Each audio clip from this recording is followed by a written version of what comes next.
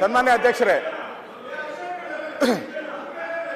ಈ ಕರಾವಳಿ ವಿಚಾರವಾಗಿ ಅದನ್ನ ನಾನು ಈಗಾಗಲೇ ಹೇಳಿದ್ದೇನೆ, ಅದನ್ನ ಕಡತದಿಂದ ತೆಗೆದನ್ನು ಹೇಳಿದ್ದೇನೆ. ಮತ್ತೆ ಏನ್ ಚರ್ಚೆ ನಿಮ್ದು?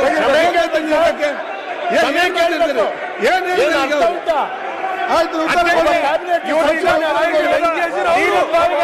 ಕರಾವಳಿಯಲ್ಲಿ ಪರೇಶ್ ಬೆಸ್ಟ್ ವಿಚಾರದಲ್ಲಿ ಬೆಂಕಿ ಅನಾವಶ್ಯಕವಾಗಿ ಬೆಂಕಿ ಹಚ್ಚಿಕೊಂಡವರು ಬಿಜೆಪಿ ಅವರು.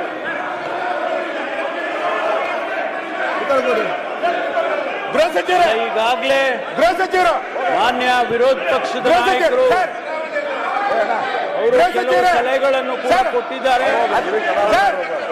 ಅಧ್ಯಕ್ಷ, ಇವತ್ತು ಗೃಹ ಸಚಿವರ ಒಂದ್ ನಿಮಿಷ ದಯಮಾಡಿ ನಿಮಿಷ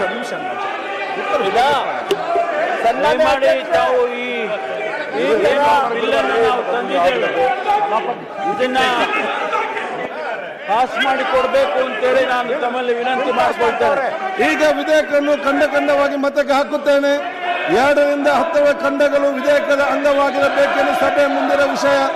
ಪ್ರಸ್ತಾವದ ಪರವಾಗಿರುವ ಹೌದು ಎಂದು ಸೂಚಿಸಬೇಕು, ಪ್ರಸ್ತಾವದ ವಿರೋಧವಾಗಿ ಇಲ್ಲ ಎಂದು ಸೂಚಿಸಬೇಕು. ಪ್ರಸ್ತಾವ ಹೌದನ ಪರವಾಗಿದೆ ಎಂದು ಭಾವಿಸುತ್ತೇನೆ. ಪ್ರಸ್ತಾವ ಹೌದನ ಪರವಾಗಿದೆ. ಪ್ರಸ್ತಾವ ದೊರೆತಿದೆ. 8 ರಿಂದ 10 ಖಂಡಗಳು ವಿಧೇಯಕದ ಅಂಗವಾದವು. 1ನೇ ಖಂಡ ಹೆಸರು ಮತ್ತು ಅವತರಣಿಕೆ ಸಭೆ ಮುಂದಿನ ವಿಷಯ. ಪ್ರಸ್ತಾವದ ಪರವಾಗಿರುವ ಹೌದು ಎಂದು ಸೂಚಿಸಬೇಕು, ಪ್ರಸ್ತಾವದ ವಿರೋಧವಾಗಿ ಇಲ್ಲ ಎಂದು ಸೂಚಿಸಬೇಕು. ಪ್ರಸ್ತಾವ ಹೌದನ ಪರವಾಗಿದೆ ಎಂದು ಭಾವಿಸುತ್ತೇನೆ. ಪ್ರಸ್ತಾವ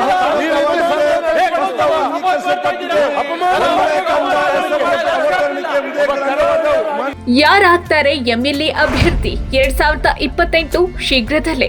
ಪ್ರತಿದಿನ ಒಂದೊಂದು ಕ್ಷೇತ್ರದ ಟಿಕೆಟ್ ಆಕಾಂಕ್ಷಿಗಳ ಸಂಪೂರ್ಣ ಮಾಹಿತಿ ಪೊಲಿಟಿಕಲ್ ಜರ್ನಲಿಸ್ಟ್ KM ಶಿವಕುಮಾರ್ ಅವರಿಂದ.